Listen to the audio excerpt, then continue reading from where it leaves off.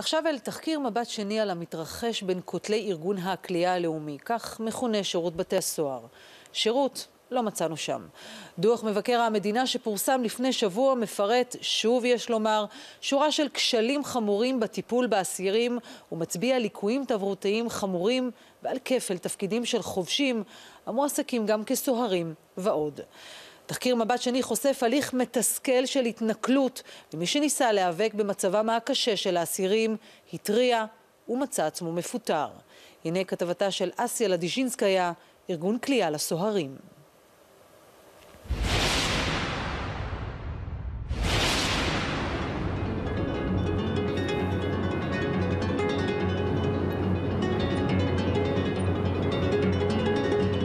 היום אני מגיע לעבודה, מתאמן בחדר כושר, קורא ספרים, יושן, ובבוקר למחרת אני הולך הביתה.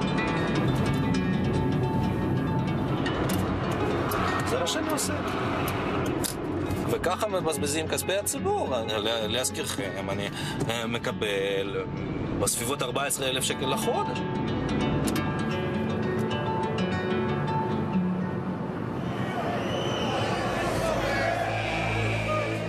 מקסים דרקץ' עבד 4.5 שנים בשירות בתי הסוהר בתור עובד סוציאלי.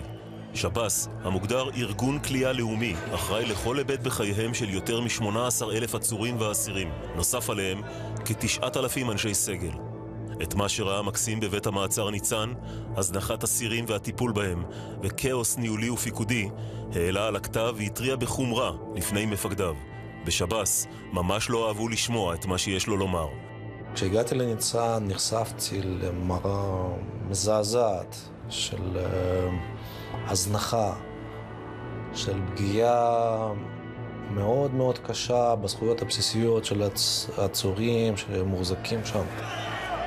אנשים שהם נמצאים שם בחזקת חף מפשע, שמוחזקים שם לצורכי חקירה בלבד, לפרק זמן מוגבל. זכות לקבל מזון, טיפול רפואי נאות, שמירה על כללי היגיינה אישית וניקיון בתים אלמנטרי. לא היה שם מפקד אגף, המקום נוהל על ידי שתי כנופיות יריבות, וגם פגעו פיזית ונפשית בחלק ניכר מהעצורים. מקסים נתקל באדישות והתעלמות מצד מפקדיו הישירים בבית המעצר ניצן. אותם מפקדים אשר גרמו למצב החמור וקיבעו אותו במהלך השנים. כשפניתי קיבלתי תגובות, כדוגמה, ככה זה בבית מעצר, תתחיל להתרגל. אנחנו כלבים שם, לא בני אדם, אשכרה כלבים. בן אדם, אשכרה, אני הייתי בבית סוהר חודשיים, סובל, כל יום בוכה, דמעות. בניצן, כן. אתה יודעת מה זה פקפקים? פקפקים, אתם לא יודעים מה זה? זה ככה, נכנס בעור, אוכל לך את האדם, ויש לך פצעים כאלו. פצעים, ואתה מגרד כל היום. פה הכל אדום. פה, אני, שהייתי שם, לא יודע, לא אכלו אותי פה. מה אהבו את הבשר שלי? פה, כל האוזן אכלו לי. באוזניים היו באים, ככה, פה הכל פצעים היה לי, בשתי אוזניים. לא ידעתי מה לעשות. עכשיו, אני אישית ב4.5 שנות שירות בתור עובד סוציאלי נחשפתי למקרים בהם אנשים נכבלו במשך שבועות ארוכות. כי בשנים האחרונות מתמודד שירות בתי הסוהר עם בעיית האובדנות. שרשרת ההתאבדויות המתוקשרת של דודו טופז, האסיר איקס ואסף גולדרינג, שהצטרפה לעשרות התאבדויות לא ידועות אחרות, הפכה את המלחמה באובדנות לעיסוק המרכזי בשב"ס. המחיר, הקדשת אחוז ניכר מזמנו של העובד הסוציאלי לניסיונות אבחון אובדנות וקבילות באזיקים. הרבה פעמים אנשים מבצעים חתכים כדי לפרוק, זה נשמע מוזר, לפרוק את הכאב הפיזי, הנפשי, ולהמיר אותו בכאב פיזי. הם כבר לא יכולים לשאת את הכאב הנפשי, אז הם מעדיפים את הכאב הפיזי של החתכים. אנשים נכבלים למיטות, שאין צורך, כדי להעניש אותם. זה נורא כואב, להיות כבול 24 שעות לפחות, באזיקים, למיטה, בצינוק, השם ירחם. מקסים איננו איש הצוות היחיד שנפגע מהאופן בו מנהל שב"ס את שגרת החיים בבתי הסוהר. אך הפחד מעימות עם המערכת גרם לאחרים לשתוק ולעזוב. יש רוח המפקד, יש את המערכת. אתה רוצה לשמור על מקום העבודה שלך. אתה יודע שאם אתה לא תנהג כמו כולם ותצעק המלך עירום, אתה תשלם את המחיר. אתה לא תקבל פרס אחר כך, אתה תקבל סתירה. ניסיתי לתקן את חלקת האלוקים הקטנה שלי, לדאוג לאסירים, לעשות מה שאני יכול, להגיד את מה שאני חושב, אבל גם זה לא מתקבל כל כך באהבה. ברגע שמזהים אותך כאחר, אז אתה אחר. מקסים היה עובד סוציאלי מוערך, אך סיפורו ממחיש את היחס של מערך שירות בתי הסוהר כלפי מי שמצביע על תחלואיו. הנה חוות דעת שנכתבה עליו בתחילת 2014, בעל יכולת טובה לאבחון, אחריות רבה המתבטאת בדאגה לזכויותיהם וצורכיהם של העצורים, ובעל ראייה מערכתית ואכפתיות רבה. אבל עכשיו, בעקבות תלונותיו, הפך למוקצה מחמת מיאוס. אני פונה בבקשה לרעיון בפני מנהל בית המעצר. דבר ראשון שאני שומע זה איומים מצד אותו המנהל, שמתחיל לטעון שאני עצמי פועל בניגוד לנהלים ולמצופה ממני, ושאם הוא היה יודע מהדבר הזה בזמן אמת, הוא היה זורק אותי כלשונו לאוהלי קידר, שזה בית מעצר בדרום הארץ, שהוא רחוק ממקום המגורים שלי. הרבה פעמים קיבלתי איומים כמו של מקסימים. גם אם אתה דובר אמת וגם אם אתה בסדר, אני אזרוק אותך להיות סוער באגף, בכלא אשל, שזה הכי קשה. אתה כולך רועד. אין מישהו שלא ירעד, כאילו, זה האוכל של הילדים שלך. איש הטיפול בשב"ס כפוף למערכת הכלייה באופן מוחלט, ומכאן, טוענים אנשי הביקורת, מתחילות כל הבעיות. כעובדים סוציאליים שהם בחזקת סוהרים, היכולת שלהם לבצע עבודה מקצועית מול האסיר מוטלת בספק ומכניסה אותם למלכוד. מקסים דרקאץ' לא הצליח לפתור בעצמו את המצוקות שעליהן התריע, אך המשיך לפנות אל מפקדיו בהתראות חוזרות ונשנות על מחדלים שראה. בתגובה, התחילו הממונים עליו לחפש דרכים יצירתיות כדי לדחוק אותו החוצה, והתנכלויות יומיומיות הפכו לשגרת יומו. הוא מחליט לפנות לנציבות קבילות הסוהרים, אבל תשובה לפנייתו לא קיבל עד היום. לאחר שפניתי בקבילה על מנהל, מסעת ההתנכלות רק הגבירה. והתחילו לזמן אותי לעבודה בסופי שבוע, אחרי שבוע עבודה מלא בתור עובד סוציאלי, הייתי אמור להתייצב בבית המעצר לביצוע תפקיד סוהר. דוחות קשים על המתרחש בעשרות מתקני שב"ס פורסמו לאורך השנים. הסנגוריה הציבורית קבעה ב-2013 כי הצפיפות במתקני הכלייה מסכנת את בריאותו הפיזית והנפשית של האסיר, וכי תנאי המחיה הקשים היא סוגיה מובהקת של שלטון החוק. באותה שנה קבעה לשכת עורכי הדין כי שב"ס אינו מיישם המלצות שיפוטיות, וכי במדינת ישראל מתקיים מאסר בעינויים. שב"ס עצמו הודה במהלך דיון של ועדת הפנים בכנסת בנובמבר 2014 כי כמחצית מאגפיו נמצאים על סף קריסה, וכי 75% מתקציבו, העומד על כ3 מיליארד שקלים, מופנה לשכר וגמלאות. נראה כי גלוי וידוע שהמתרחש מאחורי החומות חמור ומסוכן, אך מכיוון שמדובר באסירים, לגורמים האמונים על השירות לא אצה הדרך לפעול לשינוי המצב.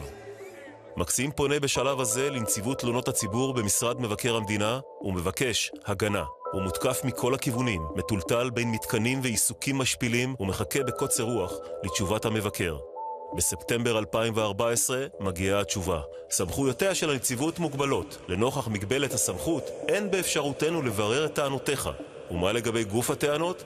אלו, כך כותב לנו המבקר, הועברו לחטיבה הרלוונטית. אחרי שהגשתי תלונה למשרד מבקר המדינה, הוציאו תלונה למפקדת המחוז, שבה הם טענו שאני עבריין שמבצע עבירות על כללי ביטחון מידע. והדבר השני הוא שאני אדם ככל הנראה מעורר בנפשו. הוצבתי בפני הברירה על ידי מפקד מחוז מרכז, או שאני ניגש לבדיקה, או שאני הולך לעבוד כסוהר ביטחון. במילים האחרות, לדעתו של מנהל מחוז המרכז, חולה נפש יכול לשמש סוהר ביטחון. כשהיה בא מפקד הפלוגה, מפקד, הייתי צועק לו, תעזור לנו, אין לנו כלום פה, אכלו נע... והוא בא, אומר, יש לך עובד סוציאלי, לך לעובד סוציאלי. אני הולך כל יום לעובד סוציאלי, הוא אומר, אני מעביר הלאה, לא עושים כלום עם זה. שב"ס רק עשה לי נזק נפשי בגוף שלי. מה זה נזק? אבל כשאני רואה שב"ס, בא לי לבוא אליו ולהגיד לו, אתה בן זונה שתמות.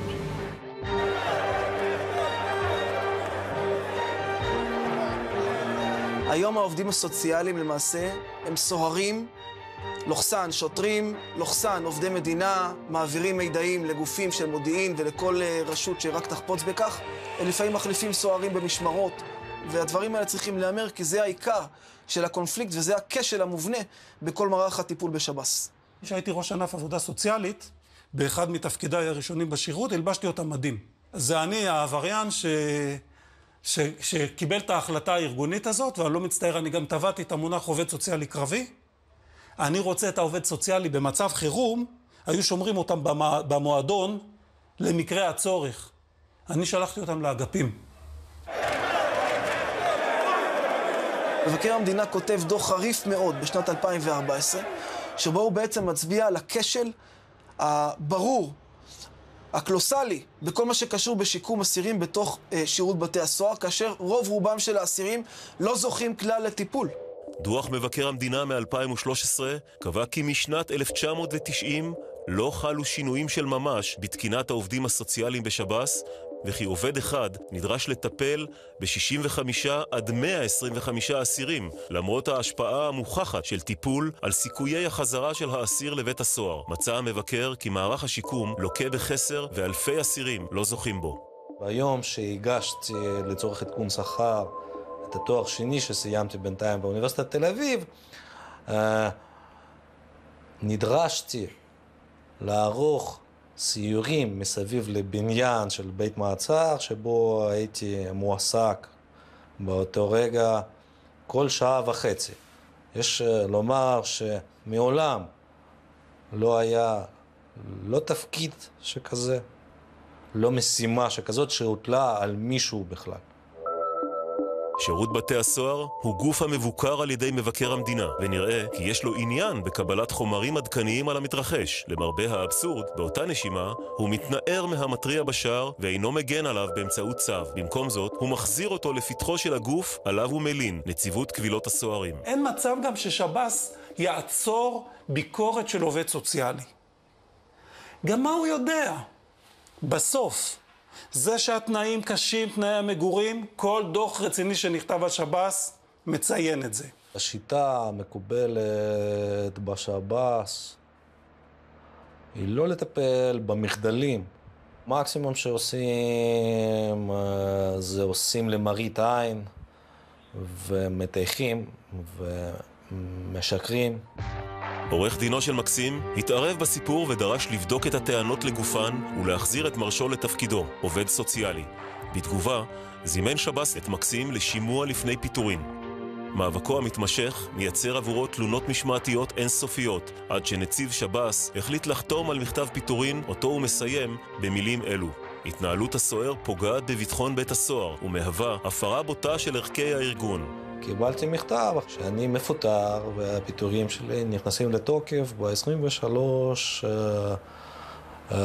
לאפריל 2015. זאת תשובת שב"ס לחושף מחדלים שבא מתוך המערכת.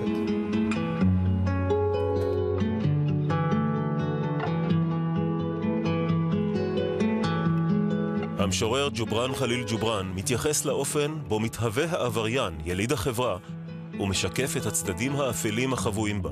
כשם שעלה לא יציב, אלא בידיעתו הדוממת של העץ כולו, כך גם החוטא לא ירשע, ללא הכוח הרע החבוי בכולכם.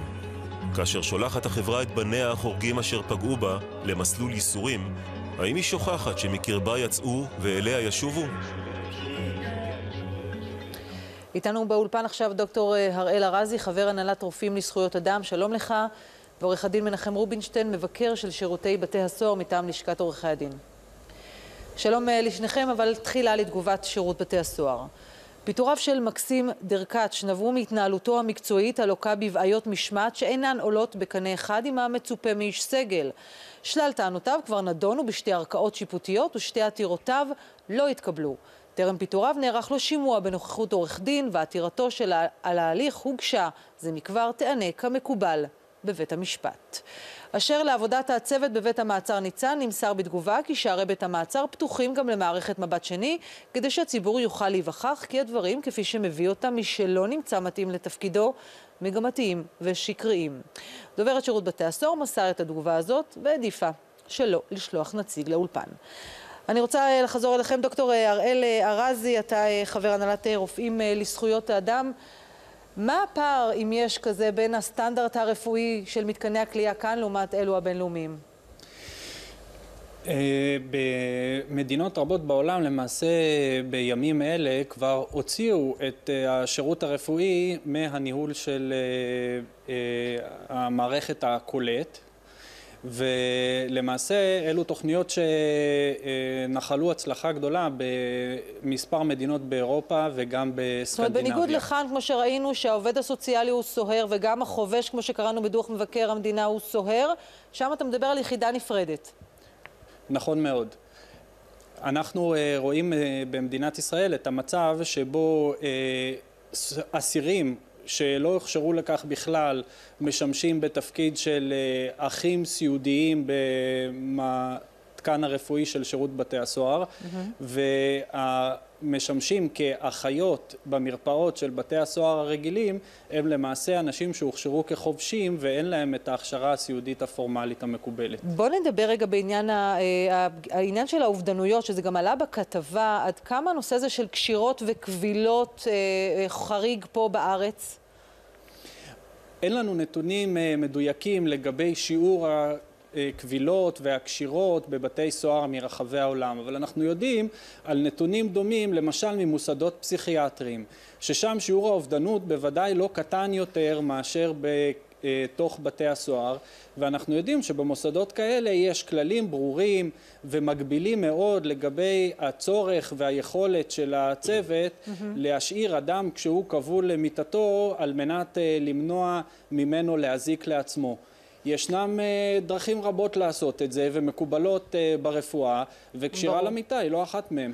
עורך הדין מנחם רובינשטיין, אתה מבקר רשמי של השב"ס, צריך לומר, מטעם לשכת עורכי הדין. עד כמה ממצאים אגב הפתיעו אותך מה שראינו כאן בכתבה? בפועל המצב הרבה יותר גרוע, אני רק רוצה לדייק.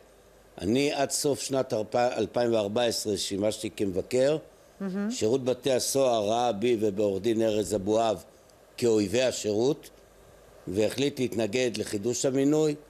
זה לא עזר לו, המינוי יחודש בעוד שבועות ספורים או שבועיים. במילים אחרות, מה שאתה אומר ששירות בתי הסוהר לא באמת רוצה לשמוע ביקורת. לא רק שהוא לא רוצה, שירות בתי הסוהר עושה הכל שלא תהיה ביקורת, או שלא תהיה ביקורת אפקטיבית. ושירות בתי הסוהר מנסה לרדוף את המבקרים. ואני רוצה לומר לך, אני משמש כעורך דין פלילי קרוב ל-40 שנה.